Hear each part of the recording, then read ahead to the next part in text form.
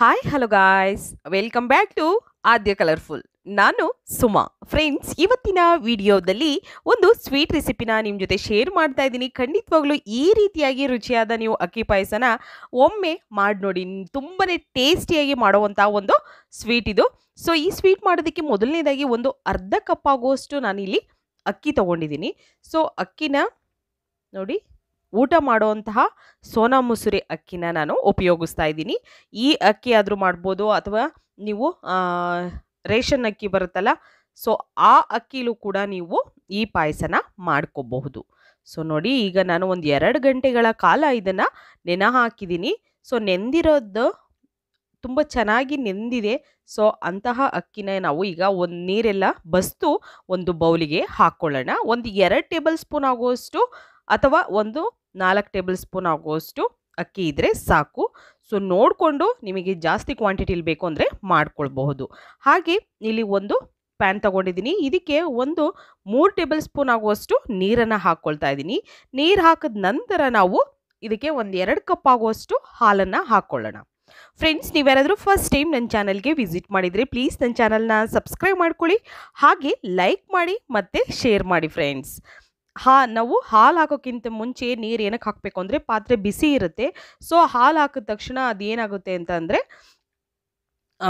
ತಳ ಹಿಡಿಯುತ್ತೆ, ಹಾಗೆ ತಳದ ಮೇಲೆ ಕುತ್ಕೊಂಡ್ಬಿಡುತ್ತೆ ಒಂದು ಲೇರ್ ಆಗಿ. ಸೊ ಅದಕ್ಕೆ ಫಸ್ಟು ನೀರನ್ನು ಹಾಕಿ ನಂತರ ಹಾಲು ಹಾಕಬೇಕು. ಈಗ ನೆನೆಸಿರೋ ಅಂತಹ ಅಕ್ಕಿ ಇದೆಯಲ್ಲ, ಸೊ ಆ ಅಕ್ಕಿನ ಒಂದು 2 ಟೇಬಲ್ ಸ್ಪೂನ್ ಆಗುವಷ್ಟು ನಾನು ಹಾಕ್ಕೊಳ್ತಾ ಇದ್ದೀನಿ. ಓಕೆ, ನಿಮಗೆ ಜಾಸ್ತಿ ಬೇಕು ಅಂದರೆ ನೀವು ಜಾಸ್ತಿ ಕೂಡ ಮಾಡ್ಕೋಬಹುದು. ನಾನಿಲ್ಲಿ ಒಂದು ಮೀಡಿಯಮ್ ಆಗಿ 4 ಜನಕ್ಕಾಗುವಷ್ಟು ನಾನು ಮಾಡ್ಕೊಳ್ತಾ ಇದ್ದೀನಿ. ಸೊ ನಿಮಗೆ ಜಾಸ್ತಿ ಬೇಕು ಅಂದರೆ ನೀವು ನೋಡಿಕೊಂಡು ಉಪಯೋಗಿಸ್ಬೋದು. ನಂತರ ಇದನ್ನು ಒಂದು 10 ನಿಮಿಷ ಚೆನ್ನಾಗಿ ಬೇಯೋದಕ್ಕೆ ಬಿಟ್ಬಿಡೋಣ. ನೋಡಿ, ಅನ್ನ ಎಲ್ಲ ನೀಟಾಗಿ ಬೆಂದಿರಬೇಕು, ಅಕ್ಕಿ ಎಲ್ಲ ನೋಡ್ಬೋದು ನೀವು. ಸೊ ಇನ್ನೂ ಚೆನ್ನಾಗಿ ಬೇಯಬೇಕು. ತುಂಬ ನೀಟಾಗಿ ಬೆಂದರೆ ತುಂಬ ಚೆನ್ನಾಗಿರುತ್ತೆ ಈ ಒಂದು ಅಕ್ಕಿ ಪಾಯಸ. ಖಂಡಿತ ನೀವು ಇಷ್ಟು ಟೇಸ್ಟಿಯಾಗಿರುವಂಥ ರೈಸ್ ಖೀರ್ನ ಒಂದು ಸಲ ಟ್ರೈ ಮಾಡಿ ನೋಡಿ ಫ್ರೆಂಡ್ಸ್, ತುಂಬ ಚೆನ್ನಾಗಿರುತ್ತೆ.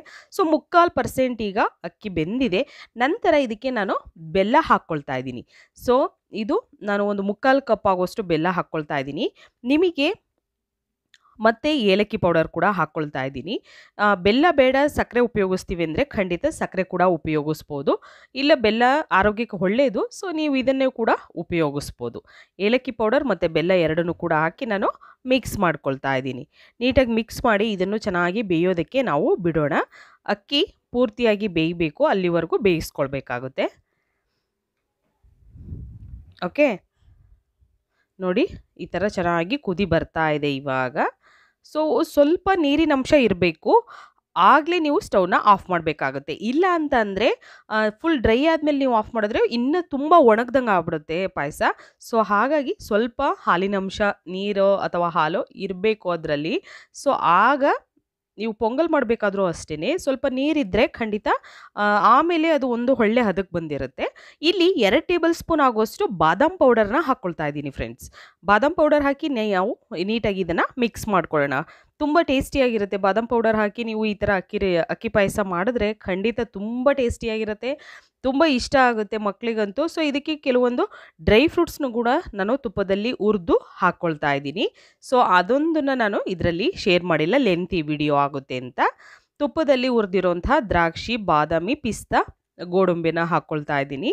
ಸೊ ಹೀಗೆ ನೀವು ಹಾಕಿ ಮಕ್ಕಳಿಗೆ ಮಿಕ್ಸ್ ಮಾಡಿ ಖಂಡಿತವಾಗ್ಲೂ ಕೊಡಿ. ತುಂಬ ಆರೋಗ್ಯಕ್ಕೂ ಒಳ್ಳೆಯದು, ತುಂಬ ಟೇಸ್ಟಿಯಾಗೂ ಕೂಡ ಇರುತ್ತೆ. ಟೇಸ್ಟಿ ರೈಸ್ ಖೀರ್ ರೆಸಿಪಿ ರೆಡಿಯಾಗಿದೆ. ನೀವು ಕೂಡ ಮನೆಯಲ್ಲಿ ಈ ರೀತಿಯಾದ ಅಕ್ಕಿ ಪಾಯಸನ ಒಮ್ಮೆ ಮಾಡಿ ನೋಡಿ. Okay, bye, see you.